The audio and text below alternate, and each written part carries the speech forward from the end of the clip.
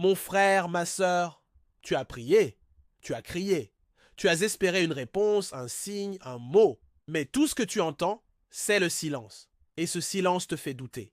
Tu te dis peut-être, si Dieu m'aimait vraiment, il parlerait. S'il voyait ma douleur, il ferait quelque chose.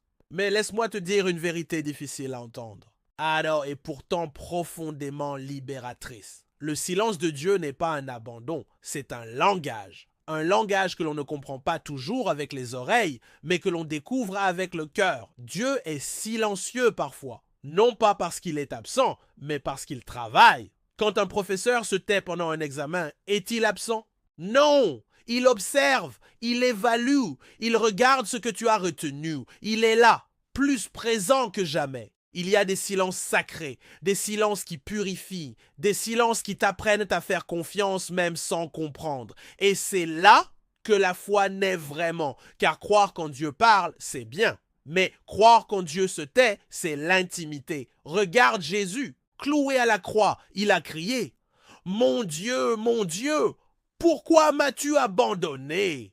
Lui aussi a connu le silence. Mais ce silence précédait la résurrection. Alors aujourd'hui, si Dieu se tait, ce n'est pas parce qu'il t'ignore, c'est parce qu'il te façonne. Il enseigne à ton cœur ce que tes oreilles ne pourraient comprendre. Retiens ceci, le silence de Dieu n'est pas vide.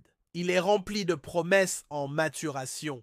Continue de prier, continue de t'accrocher, continue de marcher, même sans bruit. Dieu est en mouvement. Et un jour, tu comprendras que ce silence-là était une preuve de son amour.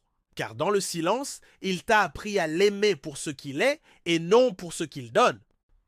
Si ces mots ont touché ton cœur, abonne-toi pour continuer de recevoir ces paroles qui relèvent. Like pour soutenir ce message. Et partage-le. Car peut-être que dans le silence de quelqu'un, Dieu veut aussi parler. Souhait.